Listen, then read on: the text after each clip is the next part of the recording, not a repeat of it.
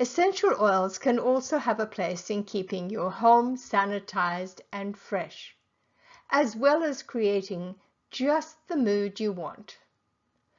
I have found that diffusing just the right blend can make a difference, and you can change your blend up to support the mood you want. For example, I have a dinner party blend which works like a charm in creating just the right ambience and supports an easy, happy exchange of ideas with respect, fun, and laughter.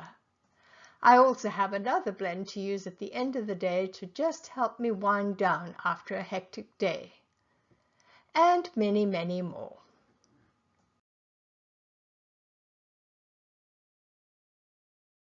In the kitchen, you could create essential oil spray blends to help sanitize and clean kitchen surfaces, countertops, cutting boards, sinks, and cupboards, and include oils like tea tree and eucalyptus with their antibacterial, antifungal, antiviral, and antiseptic properties.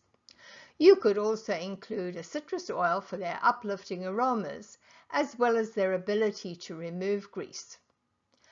For instance, the interior of a microwave can trap grease and cooking odors, and a quick and effective way to clean it would be to combine a 1/4 cup of baking soda with 1 teaspoon or 5 ml of vinegar and 5 or 6 drops of your essential oil. Lemon or orange used either on their own or in a blend together are excellent. They cut easily through the grease and leave everything smelling nice and fresh. Combating cooking smells is another way essential oils can help in the kitchen. And you can try diffusing lemon and orange in a 1-to-1 ratio. I found that this works like a charm.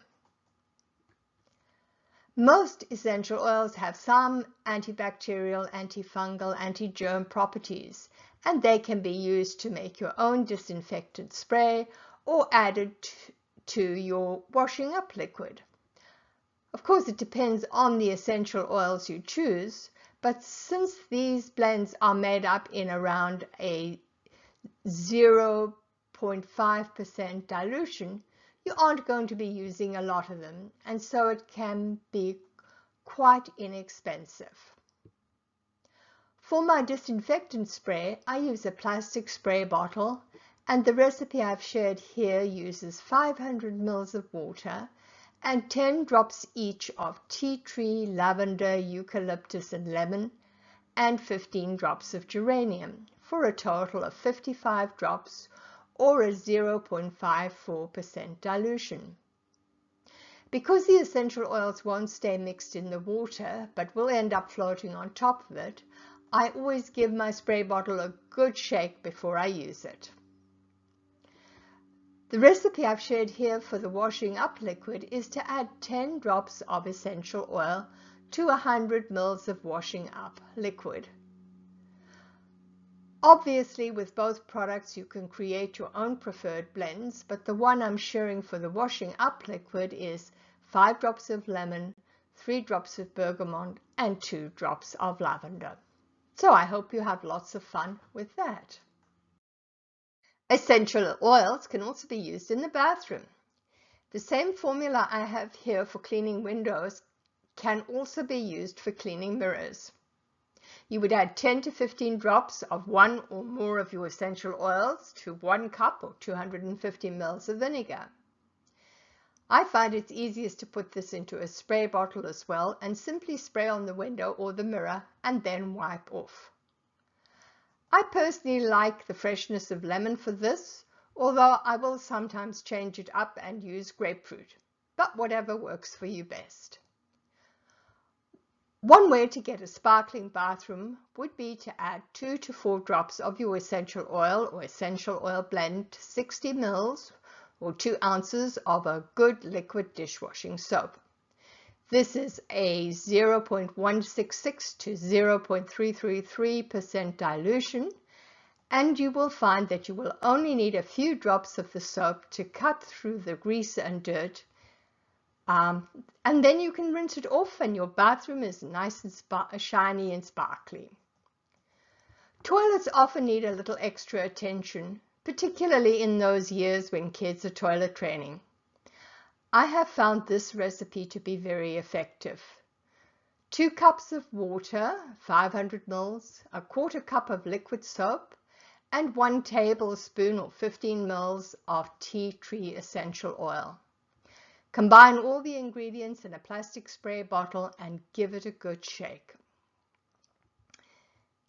Spray then on the toilet surfaces and wipe clean with a damp cloth or sponge. You might also want to use it on the floor around the toilet as well. You can also add essential oils to your washing liquid when you're washing floors in bathrooms and kitchens. As you can see from this recipe, you could add 10 to 20 drops of essential oil or essential oil blend to a quarter cup of vinegar, around 60 ml, and then add this to a bucket of warm to hot water. A blend I enjoy using for my floor washing bucket is 5 drops of lemon, 3 drops of lavender, and 2 drops of eucalyptus. To freshen up my carpets, I like to make my own carpet freshener and customize it with different essential oil blends. We don't need a lot each time, and I like to make a batch up and have it ready to use whenever I feel the carpet needs refreshing. You would add 1 cup of cornstarch to a glass jar and then add 35 drops or so of your essential oil or essential oil blend. This is about a 0.7% dilution. You could just use 1 oil for this, but I certainly prefer to make a blend. A sample of one of the blends that I make is this recipe here: 18 drops of lemon, 12 drops of sweet orange, and 5 drops of patchouli.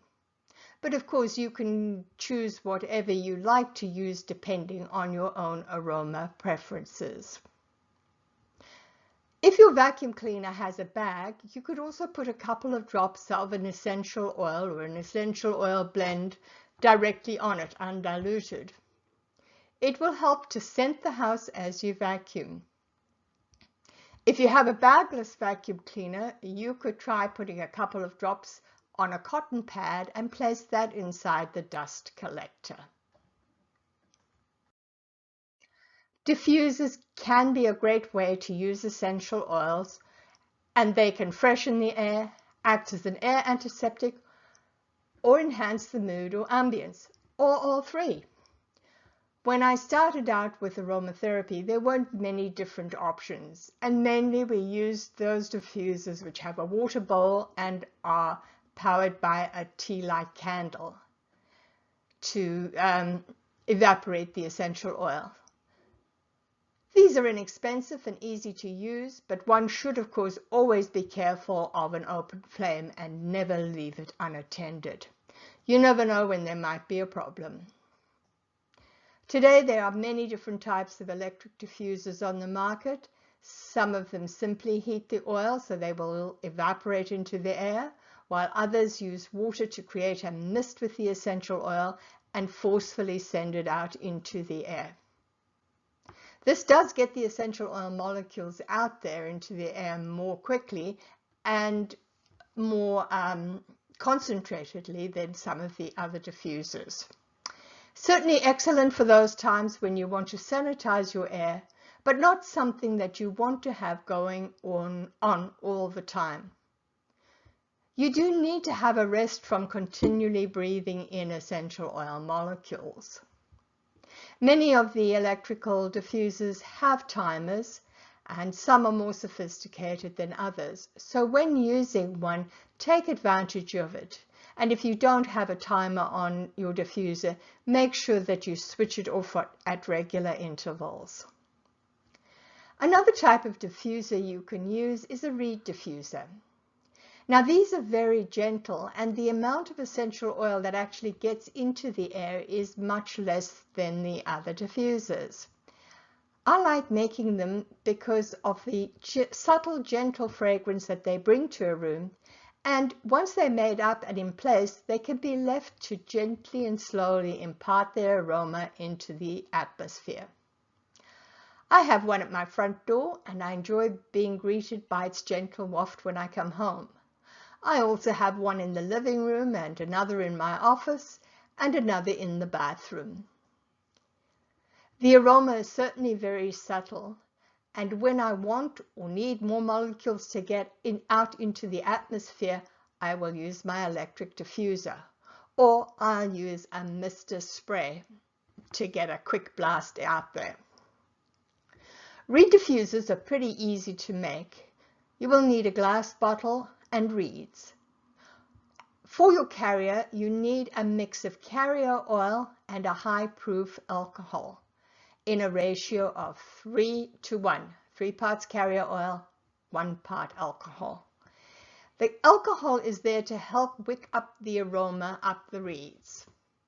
I've tried making a reed diffuser with just the carrier oil, and I found that the aroma just didn't wick up very well. It sort of seemed to stay in the bottle a whole lot more. I have found a supplier that often sells a ready-made base for reed diffusers, so I tend to try and buy that and save myself a step in the process. But as I say, you can certainly make up your own base. Your base should make up about 70 to 75% of your total product for your reed diffuser, and your essential oil blend will make up the rest, either 25 to 30%.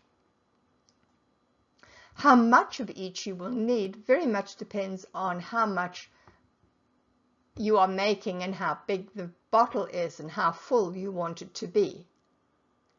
Since I enjoy changing the aromas of my reed diffusers around to suit the season, I prefer to make this up in smaller batches. There are years when I've made up huge batches because I like to make reed diffusers as stocking stuffers at Christmas as well, and I find that they are always a great hit. When you're actually ready to use the reed diffuser, you place the reeds into the oil for about 10 to 30 minutes. Then you flip them in the bottle to jumpstart the diffusing process. It could also be a good idea to swirl your bottle around 3 or 4 times. Make sure you place your reed diffuser in a safe location where it won't spill. And once a week or so, flip the reeds to refresh the aroma. Another thing I like to make up is an air freshener spray. These work really well in giving the room or the atmosphere a quick lift. And I find they are particularly handy to have close by at times in the bathroom. Here I generally use a 1% dilution or less. The spray provides a quick blast into the room, and generally that's all you need. This is the recipe I like to use when I'm spring cleaning, and it contains 4 citrus oils. As you can see, there's an equal amount of bergamot, grapefruit, and sweet orange, and double the amount of lemon. I also like to make up mister sprays to use them energetically. And these two I will use at a 1% dilution or less.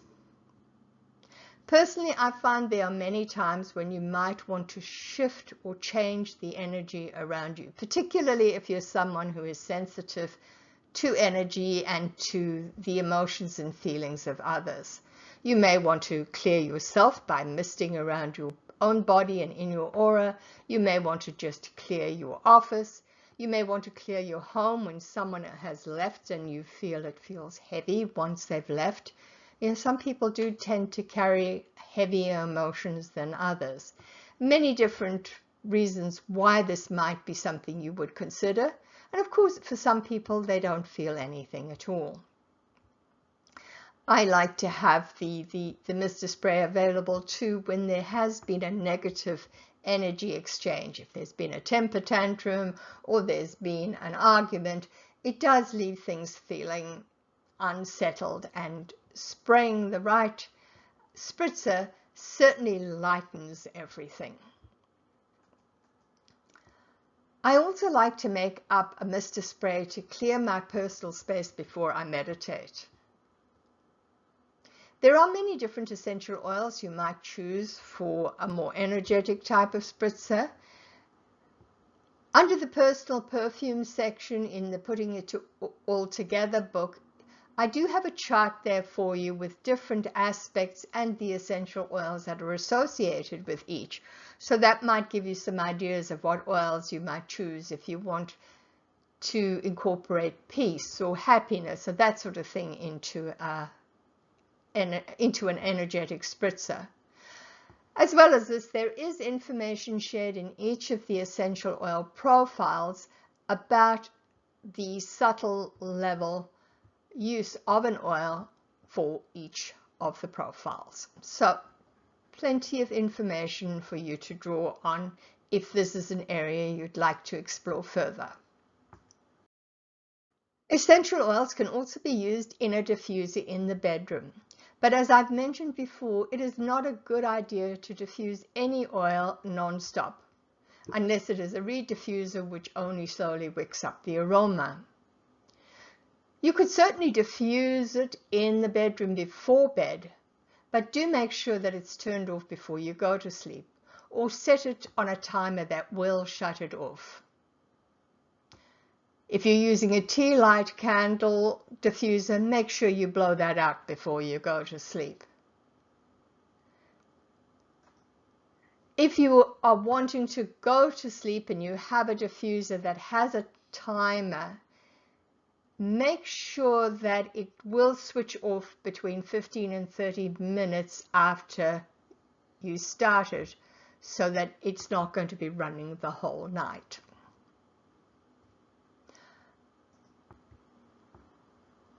I would suggest, though, that if you are using your blend to help you sleep, or you've created a blend to help you breathe better when you have a cold or a flu or any of these sort of physical problems, instead of using a diffuser, you might find it more effective to put a couple of drops of the undiluted essential oil or essential oil blend on a cotton ball and have that next to your bed. The blend will evaporate slowly into the air. Another way you could use your blend would be to dilute it at a 2 to 3% dilution in a carrier oil and apply this on your upper chest before going to bed. In this case, the aroma will slowly evaporate and waft up for you to inhale gently through the night. The essential oil will, of course, also have the possibility of some of its components being absorbed through the skin. Another way I like to use aromatics in the bedroom is by using linen sprays. And when it comes to linen sprays, I very much prefer to use hydrosols to essential oils, or even when the essential oil is diluted, because the hydrosols are pure water and you don't leave any staining of essential oil droplets behind. But I will say there's something very special about being able to slip into sweet smelling sheets. And if you do have challenges sleeping, hydrosols like lavender, Roman chamomile, neroli, or orange blossom as it's usually labeled, and sweetgrass hydrosols can all help with this. Cupboards and drawers are another place that could benefit from having the addition of essential oils. You can scent your clothing and keep pesky pets at bay at the same time with just a little essential oil or essential oil synergy. All you would need is a couple of drops of your essential oil or synergy on a cotton ball and place it strategically around the cupboard and in your drawers. This essential oil or the essential oil blends are used undiluted. There are a number of different essential oils you could choose from to help with this, including cedarwood, lavender, patchouli, and peppermint. The blend I've shared with you here is 4 drops of cedarwood, 2 drops of geranium, and 6 drops of lemon. But of course, you can be creative and create your own blends to suit your personal preferences. Finally, I just wanted to mention that essential oils can also be used in the garden. We know that any essential oil created in a plant can play an important role in the defense and protection of that plant. So it makes sense that some of them could also be effective in keeping garden pests at bay. Some years ago, the garden of the townhouse I was living in had an unusual infestation of field mice. They had never been a problem before, but that year they had breached through the fence and were running around the garden, probably looking for a way inside. I made up quite a large number of cotton swabs, each with a drop or two of peppermint on it, and systematically placed these all around the inside of the fence. And that was the last time I saw a field mouse. So I definitely say it did the trick.